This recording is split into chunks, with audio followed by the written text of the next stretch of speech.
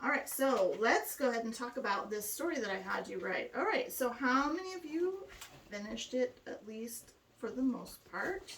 I did not expect it to be completely complete, but at least started. Yeah, got there most of it. All right, good. Here's mine.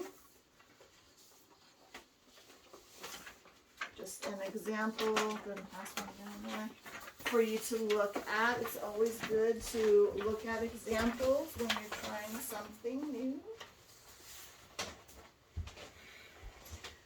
Alright, so on mine I talked about learning how to be brave, and that how I started with kind of a story of when I took my son to the Astoria Tower. How has anybody ever been there? Okay, well, in Astoria there's this huge tower thing, and you can climb the stairs up inside of the building, and at the top there's this like railing, and you can fly airplanes off of it, which is very fun. It is very cool. And we wanted to take Morgan up there and just let him go for it, but he was terrified of heights. And at this point I didn't realize how terrified he was of heights until we got up there, right? But I remember being that scared of heights when I was little too. So I started with me teaching him, and then how I learned how to be brave a little bit with heights, and then ended with me teaching him at the bottom. So how do I want you to write your stories? I want to see a personal story that's from your life, and I want you to put it in a story format. You can tell me one story or multiple stories, however you want to be, but the theme is bravery or courage, something like that. Okay? Does that mean that you have to write it exactly like everybody else is doing? No. It means you can interpret it your way. The theme just has to be bravery, right? Does it mean, like Christopher was saying, he doesn't know when he was brave? He just does it because that's what needs to be done. Great. Write about that. Great. Okay? What did you write about? I don't know, but I'm thinking of writing about one time when I was at my friend's house. Okay. No. Okay. When I was at my friend's house, and there's this big Saint Bernard dog that constantly was chasing them, and it was one of the neighbor's dogs, and so they were terrified. And we were going to go visit their friend who lived just down the road, but the dog was there. So from me having a Saint Bernard, I learned to not back down and not stare it in the eye, but assert dominance. Right. And so I did, and I made it go home. Very, very good. Anybody else want to tell what they're writing about or what they did write about? No, of course. All right, so go ahead and get out your stories. I want to see them. Go ahead and turn them in. And then next week, what I would like, I'm just going to look at them today, and then I'm going to give them back to you so that you can have them to work on when you go home. So go ahead and turn them in. I want to look at them. Thank you. He doesn't have that one. Okay, that's it? All right. Well, Chloe, thank you very much for turning things in on time. That shows me that you honor me as your teacher, and I appreciate that. Everybody else, please turn things in on time. You will get docked points from now on for not turning things in on time. Thank you. Okay, here we go. How do you turn your story into a narrative essay? Here you go. Here you go. Here you go. Pass one down. Oh, oops. Can you give one to him? Thank you. All right, so how do you do it? All right, if you are given a choice of a topic, which in this case you are not, you need to choose something that you like, that you're emotionally engaged in, you're interested in, something that you can show passion about. If you are given a topic, write a list of ideas and choose something that you can write the most about. Okay? Matthew, remember we did that one essay for Penn Foster that way, didn't we? Right? He was given a bunch of topics and none of them interested him at all. And I was like, okay, well then, which one do you think you can write the most about? Let's do that. Okay? It was. But you did it, and eventually you got it. Okay, and then then you narrow down your ideas and find something you can write about. Okay, so then when you write your first draft, you need to do research if it's necessary and plan it. So here's something that's really good is to organize your thoughts, make sure that's in chronological order. Now, if the story that you wrote or started to write is not in chronological order, then we will switch things around and make sure that it's that way. Okay. There needs to be, in a story, there's always characters, there's always a setting, and some sort of conflict, and then some sort of resolution. So that's how I want you to write this essay. So you're going to have an introduction of who is involved in the story, and then you're going to write it out. So what happened in the story, and then what was the resolution, what happened in the end. And then I want you to talk about what did you learn from it? What is the moral of the story? What's the lesson? What did you learn? That's what's important about these essays.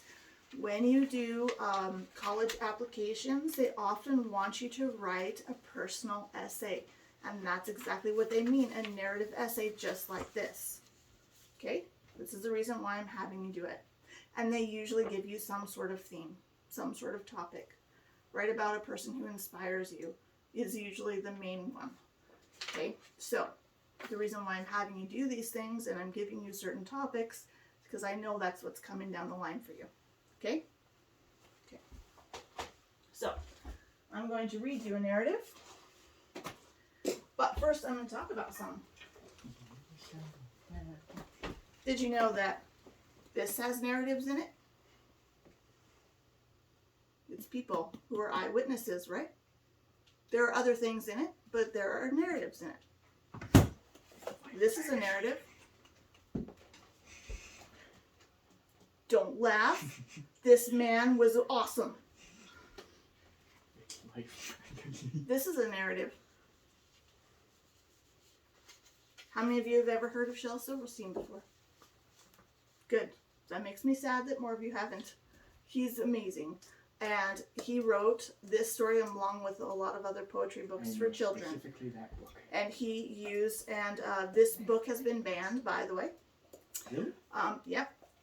There's something in it that they don't like. I don't know.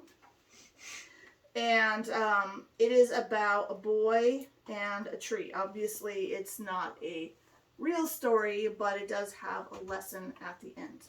And he probably used elements from his own life to show this is a very emotional story. It's depressing. How many of you have ever heard of Beverly Cleary and Ramona? Right? She's awesome. She, I've seen interviews with her, and she writes Ramona from her personal life experience. Now, is this absolutely 100% true? Of course not. It's just she uses her story, her own life, to write a story. Pollyanna, same thing. Okay? How many of you know the story of Pollyanna? Poor girl, missionary family, parents both died. She goes to live with her very rich aunt. And her aunt does not approve of anything that she does. And eventually they... Yeah. Another narrative. How many of us know this story? Good, I hope that you all do. Okay. Why? Because, well, I would open it for you, but it has Morgan's little boy voice in it. Oh, is it on? Well, maybe it needs batteries. Oh, dang. Anyway, it is a narrative. It's a story, and it has a moral and a lesson at the end. Charles Schulz also wrote from his personal life and put it into his stories and comic books that he used. This is another one. How to whatever. If it's written from somebody else's perspective, it is a narrative. How many of you guys like YouTube videos? Okay. Those are narratives. They're from somebody else's point of view. They're telling you a story. So I'm going to read you one. This one is called, it's a book by Patsy Claremont, who's very fun, called God Uses Crackpots. He does indeed. All right. It's called Looking Good. This is a personal narrative, and it's very fun. I remember the day well. It was one of those times when everything goes right. I took a shower and fixed my hair. It went just the way I wanted it to, as it so seldom does. I pulled on my new pink sweater, giving me added color, since I needed all the help I could get. I pulled on my gray slacks and my taupe heels. I checked in the mirror and thought, looking good. Since it was a cool Michigan day, I slipped on my gray trench coat with pink on the lapels. I was color-coded from head to toe. When I arrived in downtown Brighton, where I intended to take care of some errands, I was surprised to find heavy traffic. Brighton is a small town, but it has a large health food store. Usually I can park right up front and run in, but today business was so brisk I had to park 2 blocks away. 2 blocks. When your attitude is right, it's a great day. However, inconveniences and interruptions, they're no big deal.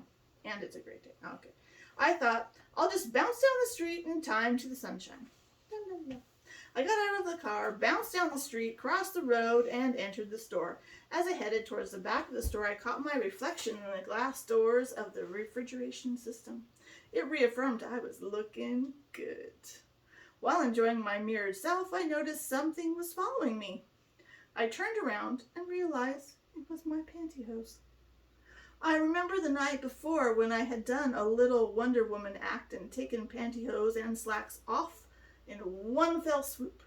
This morning I put on my new pantyhose and must have pushed the old hose through when I pulled on my socks. I believe they made their emergence as I bounced down the street in time to the sunshine. I remembered the truck driver who stopped his truck to let me cross. As I looked up, he was laughing, and I thought, oh, look, the whole world is happy today. So I waved. Little did I realize how much I was waving. I assumed I had reached some amount of maturity by this time in my life, but I can honestly say that when I looked back and saw that dangling participle, the thought that crossed my mind was, I am going to die. I knew they were my pantyhose because the right foot was securely wrapped around my right ankle. I knew it was secure because I tried to shake the thing off and pretend that I had picked it up in the street.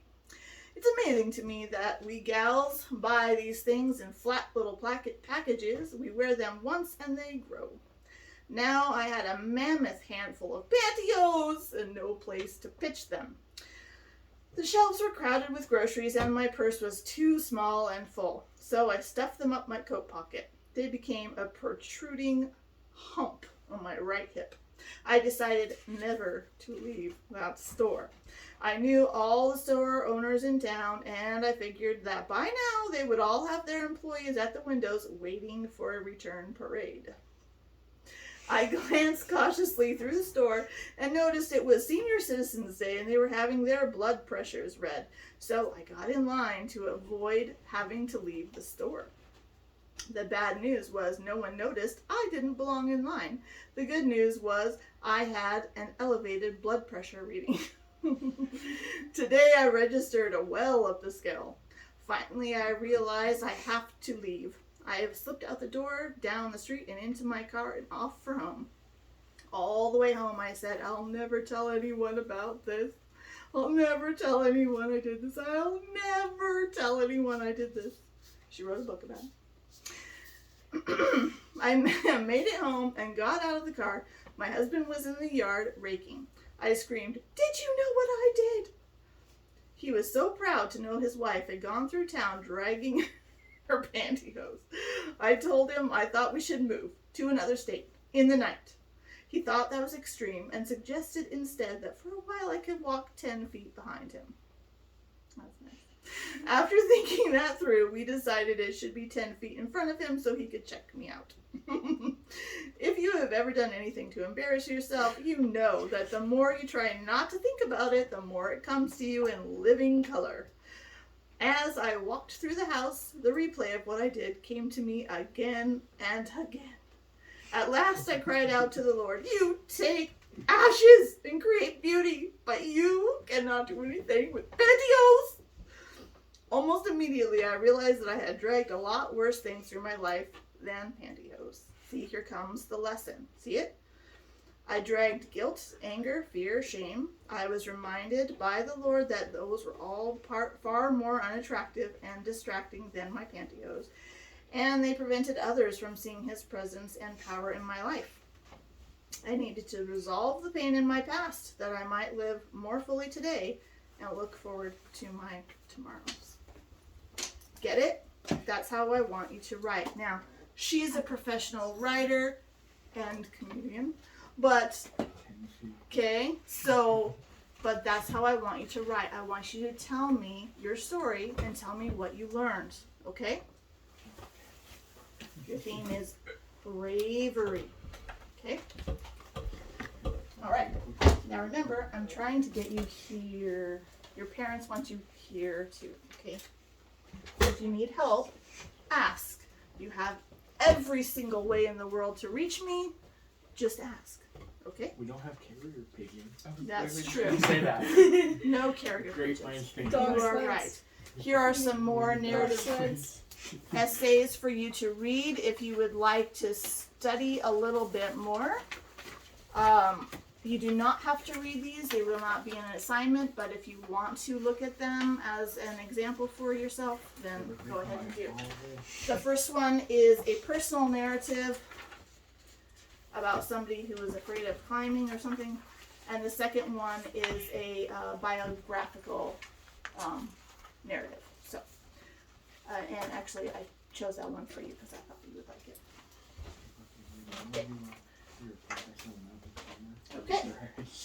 Does everybody understand narrative essays and how they work? Great. I look forward to seeing them all next week. Yes. Okay. Oh, and here's how you'll be graded. Because I was asked, how am I going to be graded on this? Here you go. Here's how you will be graded. We're being graded, right? Yes. Good.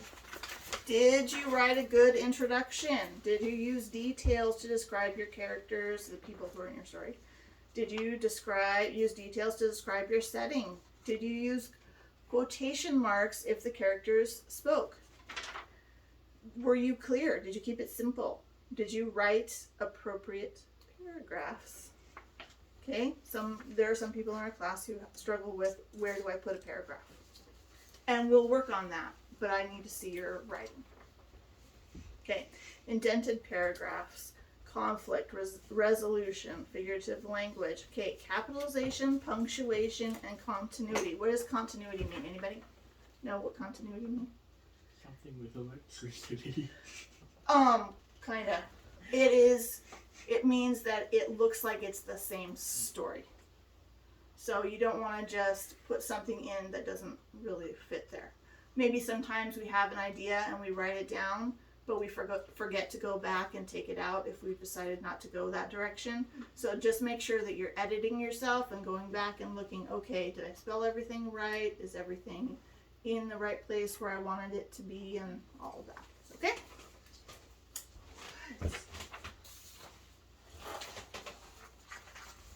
Okay. Let's move on to sentence diagramming. Woohoo! Here we go.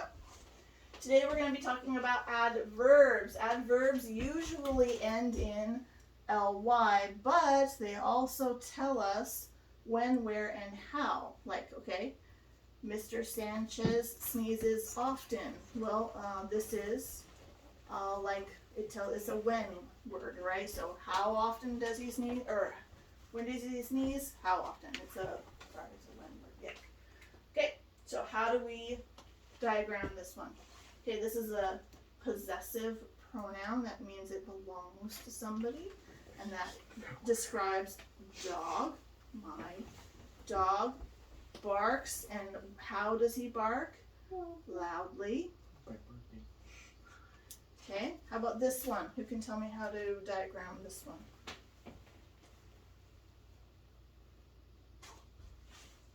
Okay, so we want to put our noun first, Mr. Sanchez, and then the verb. What's the verb? Good. then line under that often. Very good. Yes, very, very good. So this is what we're going to be talking about this week, or you're going to be learning about it this week. Take one, pass it down. Okay. We don't get one shot. We need So- do you have two there? No? Oh, We need another We two. need one more. We need another. So, If you get that's where the extra one was supposed to go. it. I was like, oh, hey, I Now, have an if you extra. can find it. What did I do? What did I do with it? You have two, Christopher?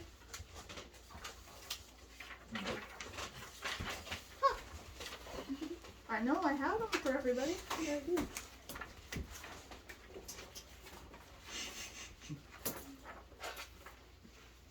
Odd. The dog. You don't get it. Okay, I will print it for you. I am sorry. Yes, Wait, I the will cats. make copies. Matthew, can you share with her for a minute so that she can see what we're talking about? Hold on. So, questions about this one at all? On the last page there, you will see, the third page, you will see that there are some sentences that I wrote out for you so that you can, because just for diagramming purposes, because they want you to write your own sentences, and sometimes it's hard to go, well, what sentences fits that? So there you go. And then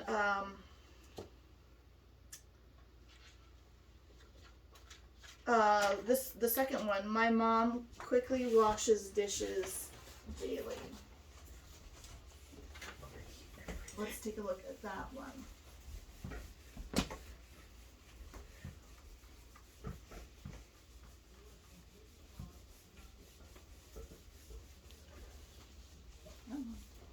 All right, here we go.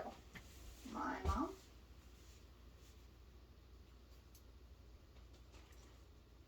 quickly washes dishes daily, right? Thank you very much. Okay, and the diagram looks like,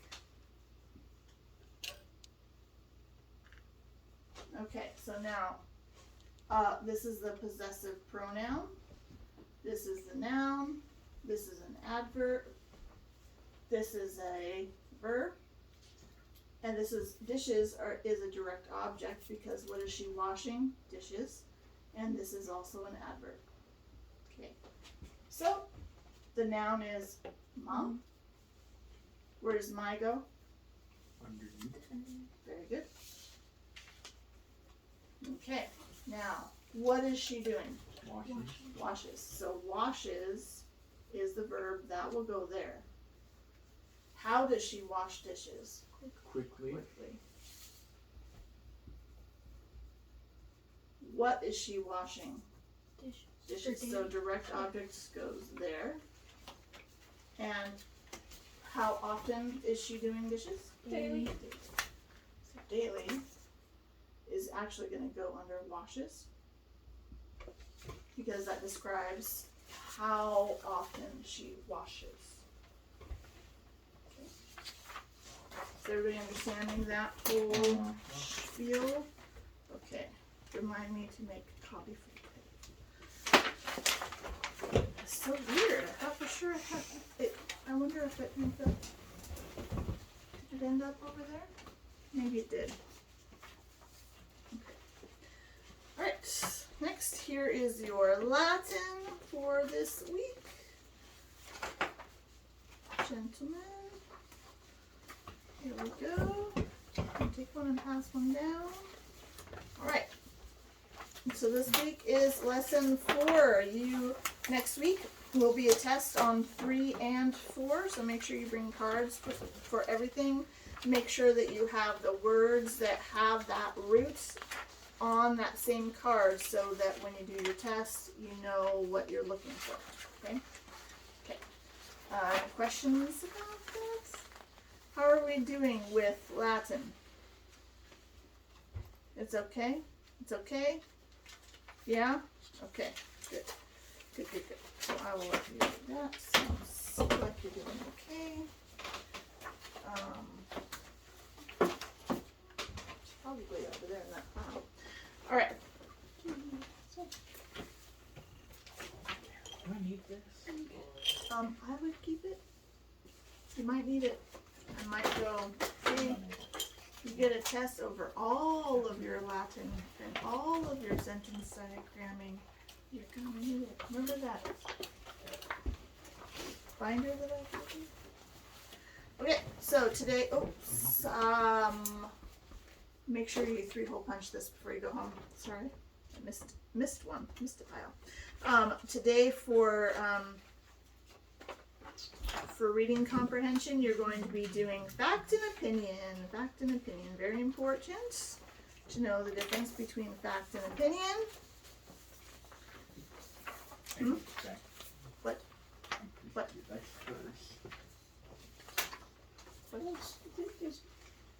Are you okay? There's no difference back here.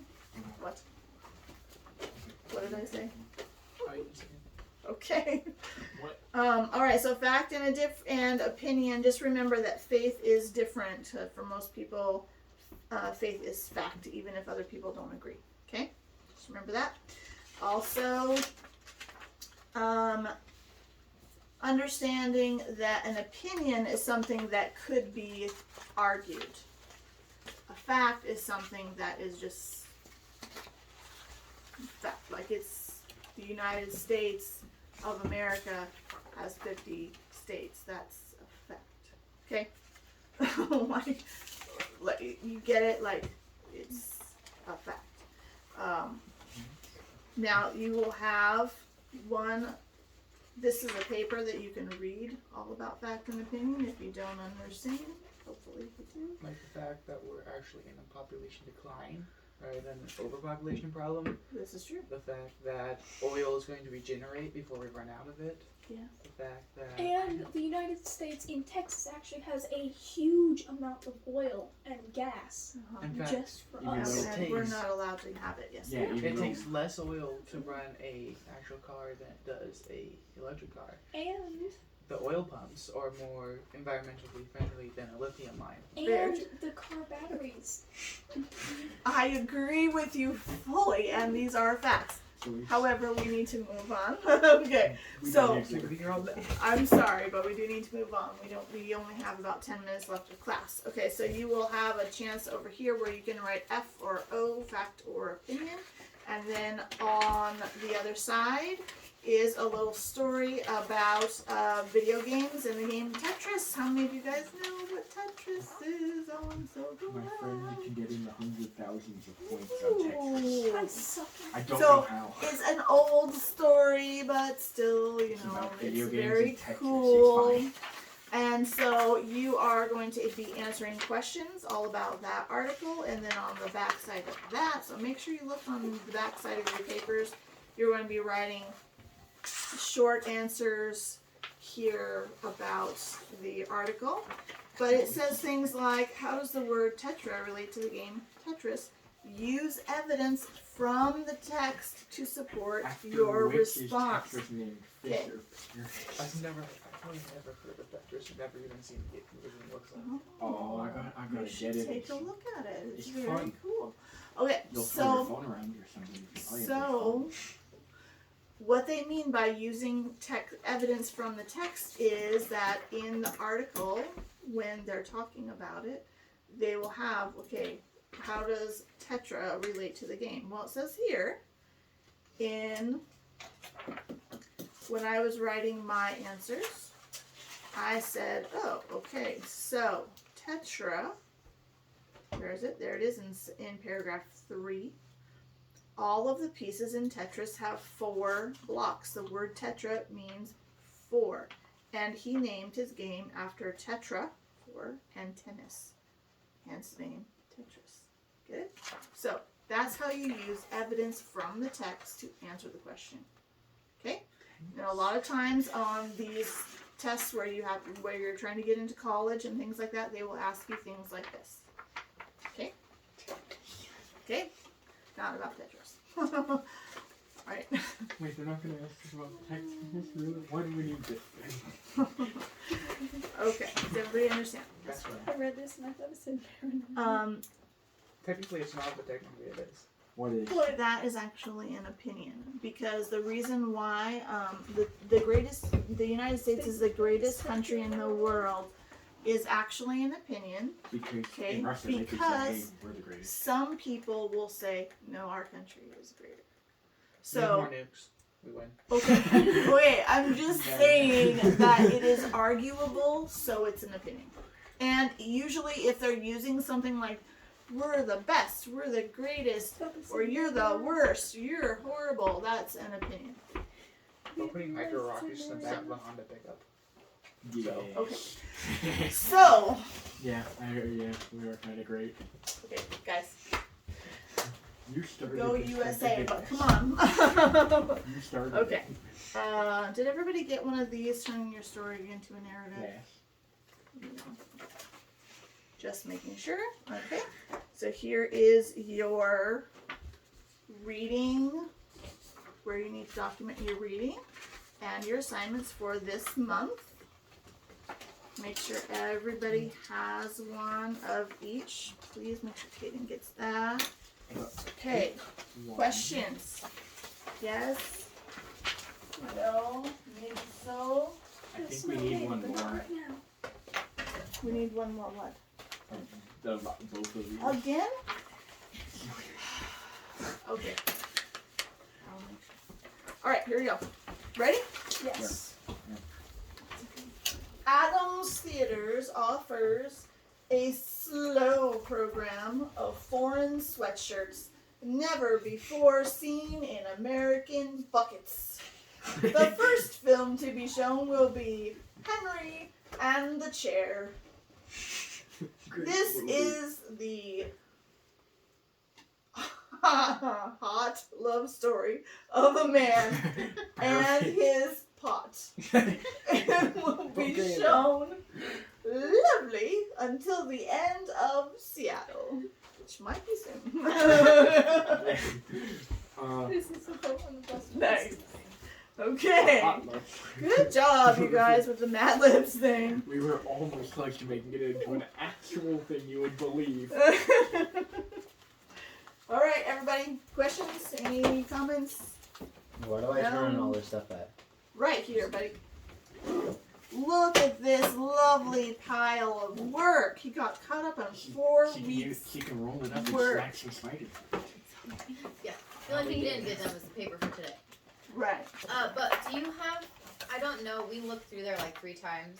Do you have a printout for the first or second week's Latin words? Because there was a Latin, Did I not put it in there? maybe not, because there was one that said 3 and 4, so we wrote down those on flashcards, but I know that there's missing ones from 1 and 2. Yeah, okay. I will make sure and get that done. I got it. And then then he can finish those this week. Okay. Alright, so before we go. Are we supposed to have one for this week? Yes! Oh, okay. Stop it. You know, You being son sick. of a teacher. Thing that you guys- I don't make fun of Makes us you. the greatest.